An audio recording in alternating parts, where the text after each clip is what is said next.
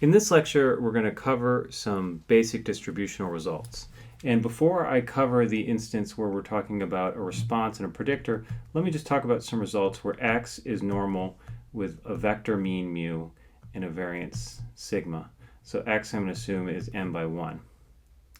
Now, we all know that if we took sigma to the minus 1/2, x minus mu,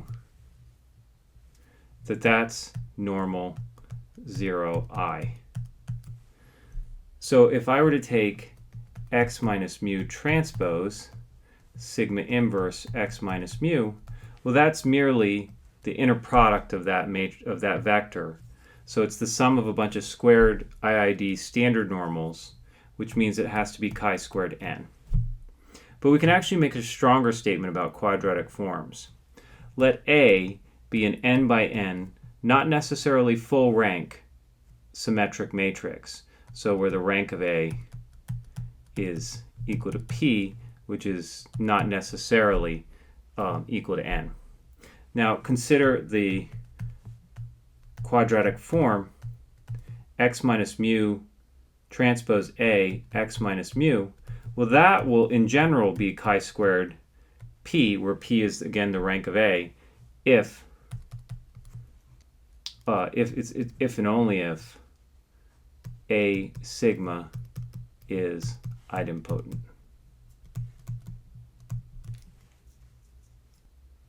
So let's prove this result, and it's surprisingly easy to prove. Well, we're going to prove one direction at least. So the fact that A is idempotent means that A sigma times A sigma is equal to A sigma.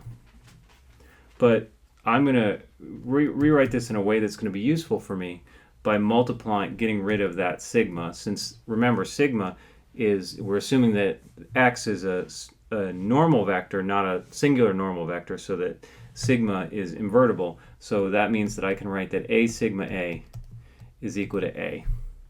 And then let me write the Cholesky decomposition of A as VD squared V, and I'm just going to write it as VD, V transpose, where D is a diagonal matrix of eigenvalues, and V is n by p, so D is p by p, and V transpose is p by n.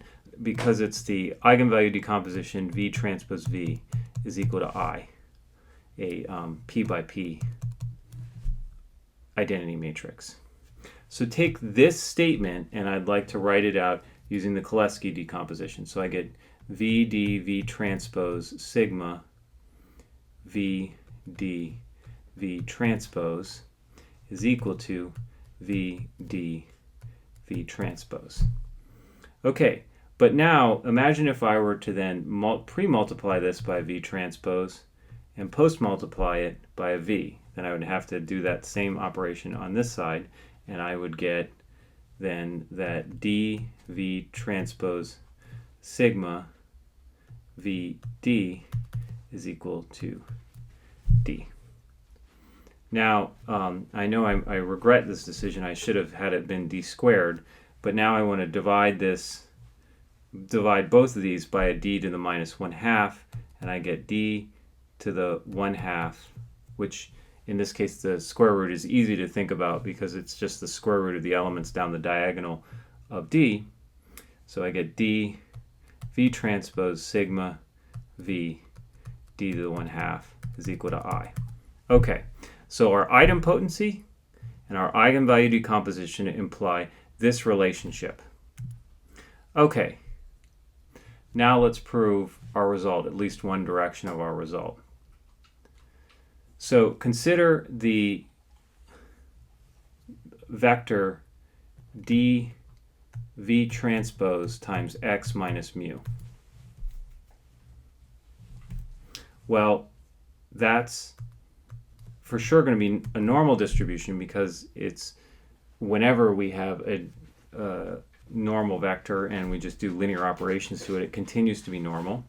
And its mean is going to be 0. I think that's pretty clearly easy to see. And its variance is just going to be D V transpose sigma V D. Oh, and I should have had that been a D to the 1/2.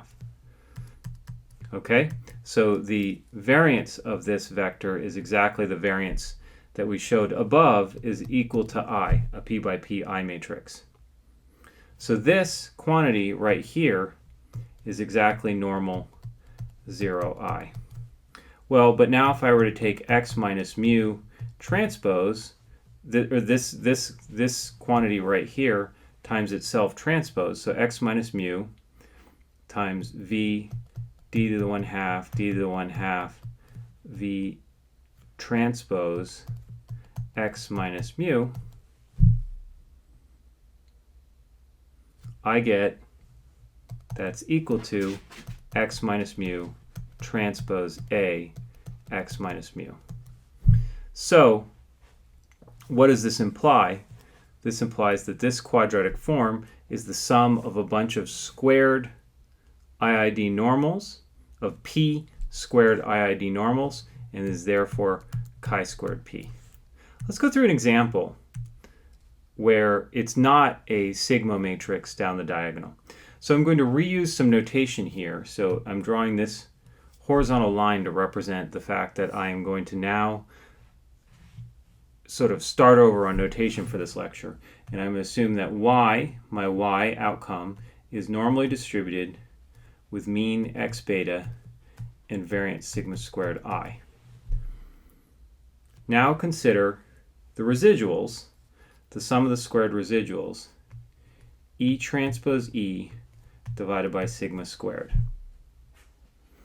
Okay, that's equal to, I hope this is old hat for everyone now, that's equal to y transpose I minus the x hat matrix times y over sigma squared. But I could just as easily write this as y minus x beta transpose times I minus the hat matrix times y minus x beta. And the reason I can do that is because the x times this I minus the hat matrix is 0, so adding it in doesn't add anything, and then over sigma squared. Well, what is this? Well, this is a normal vector minus its mean right here in an quadratic form with a matrix in the middle. So according to my result, this will be chi-squared if and only if I take the I minus h of x matrix over sigma squared and I multiply it, so that's my A matrix from my notation before, and I multiply it times the variance matrix from before, which was I labeled sigma, so that's sigma squared I, okay, sigma squared I. Okay, so that is equal to I minus h of x over sigma squared times sigma squared I. That's equal to I minus h of x. We've seen on many occasions that that's idempotent. And let's go through an argument about the rank. So the rank of the rank of this matrix, the rank of I minus h of x is, so the rank of a symmetric idempotent matrix is the trace. Okay, so this is equal, the rank equals the trace, so that's the trace of I minus the trace of h of x, which is x transpose x inverse x transpose. Okay, so the trace of this I, remember this is an n by n matrix, so that's n, the trace of I is n.